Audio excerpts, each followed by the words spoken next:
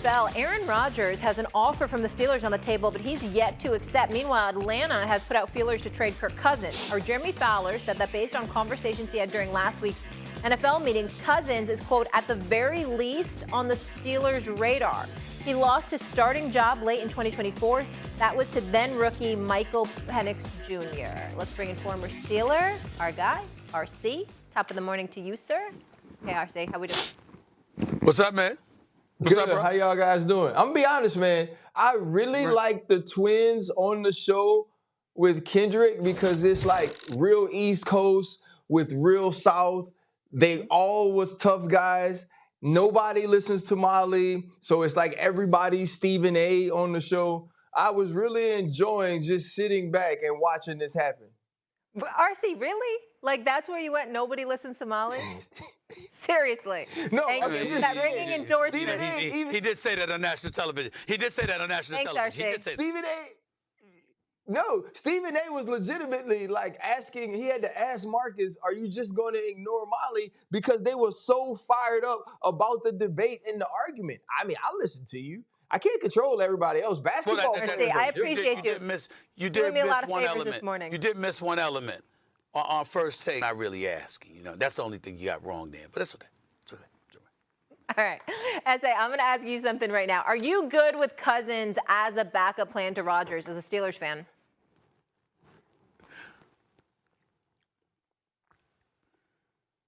Me? You asking me that, Yes, Molly? Stephen A. Yep. Here we go. Yeah. Thanks for listening. Why the hell would you? I could have sworn you brought Ryan in to ask that question. I don't know why you would ask me that question. You mean You're a Kirk Cousins Steelers that fan. threw nine Your show. interceptions and 1 touchdown over the last 5 games? You mean that Kirk Cousins? You know, coming off the ACL injury or whatever it was? I mean, I don't have any faith in Kirk Cousins. Hell no. The only thing that I could say positively about Kirk Cousins being a Pittsburgh Steeler is that at least he's won 1 playoff game since 2016. The Steelers have not. That's the only thing that I could say.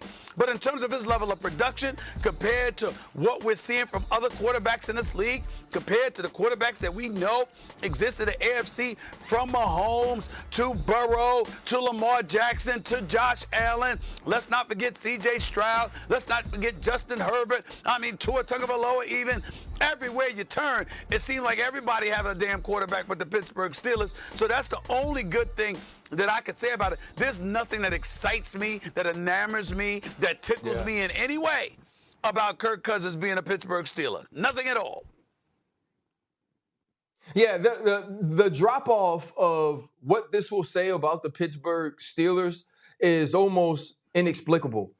To go from having an opportunity to re-sign Justin Fields, not playing Justin Fields after the start of the season last year, and then ending up in a position where you do nothing this offseason to improve your quarterback room. You go back and get Mason Rudolph, who you've had in the room, who I talk to people in the building, and they say they love Mason. They trust Mason. The locker room loves Mason. I don't care if everybody loves Mason. We could do a reality show. You don't want him as your starting quarterback if you're trying to contend for a Super Bowl. And so now to say that you're waiting on Aaron Rodgers to make a decision on whether or not he'll be your quarterback in 2025 and Kirk Cousins is the backup plan, clearly nobody watched Atlanta play last year. The best thing Atlanta did at the quarterback position was draft Michael Penix Jr., 8th overall, to be a backup plan to Kirk Cousins. And this is in no way to cast aspersions on who Kirk Cousins has been throughout his career. But after coming off the Achilles injury, seeing the way he can't move, seeing the way he can't put spin or he can't push the football down the field anymore, he won't be an upgrade over Mason Rudolph. And so to me, it's Aaron Rodgers or bust for this team. Stephen A., I agree. You say what? I don't have any disagreement. I agree. I don't have any disagreement with that at all. Look, Kirk Cousins has produced during the regular season. Unfortunately, with Kirk Cousins over the years, you found yourself thinking more about his agent than him. You're like, who the hell's representing this guy?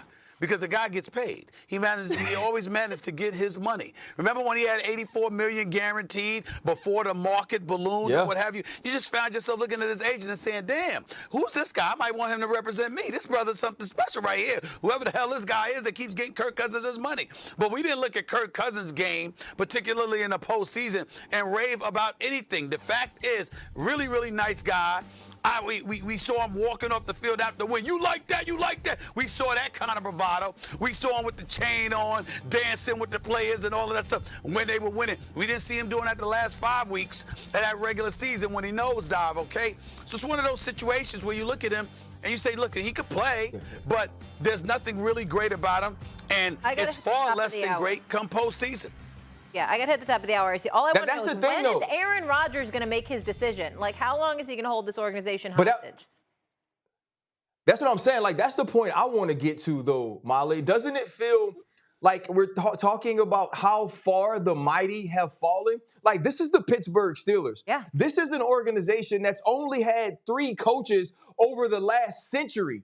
Right? They're the picture of stability. They're the picture of understanding how an organization is supposed to be run. And so to have Aaron Rodgers out here doing podcasts and doing appearances and talking about, no, I won't go to Chicago, or I might be with the team that plays in Chicago, throwing with DK Metcalf. Let's do business as business should be done and find a person to man that quarterback room and find a way to win. Yeah. RC, hold that thought. I appreciate you listening right there. I love Mike Tomlin and what he's done with the Pittsburgh Steelers. Do you think Aaron Rodgers is going to the Steelers? And if he does, do you think it works? I do think that Aaron Rodgers is going to go play for the Steelers. I can't see Omar Khan, Art Rooney, and Mike Tomlin waiting this long or not making any moves to address the quarterback position if they haven't had some sort of indication that he will be there. And this is what I think. I watched him play down the stretch. Aaron Rodgers can still throw the football. Does Arthur Smith have enough around him to make this team a championship contender? Because if they're just 9-8, if they're just 10-7, and they're home in the first round of the playoffs again, it doesn't matter that Aaron Rodgers is there, because they're in the same position year after year, still looking for a franchise quarterback.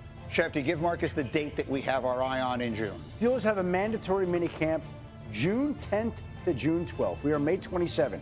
So I would think that in the next 10 days, the chances are we'll hear something from Aaron Rodgers, because it's hard to imagine that he's going to sign with the Steelers this year and then skip the mandatory minicamp where he'd have a chance to work with his new teammates, his new coaches, new outfits. I think we hear something from Aaron Rodgers here in the next couple of weeks. Or that he doesn't sign by then, right? I mean, you're going to miss absolutely everything in the offseason. All right, the Win Man, one more. Win Man's got a football question. Go.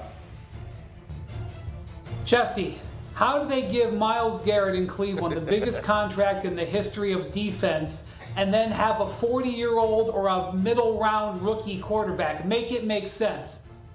Well, they were going to do whatever it took to appease Myles Garrett and to make sure that he stayed there in Cleveland. Amazing how much his tone changed almost overnight, from going from a guy who wanted nothing to do with the Browns to becoming the highest paid defensive player in NFL history. And so they're going through their process. Let's keep in mind, the Browns are positioned next year to have 2 first-round picks in a draft that's going to be rich at quarterback. They may have hit this year on Dylan Gabriel or Shedeur Sanders. We don't know yet. But if they didn't, then they'll be set up next year to get another quarterback.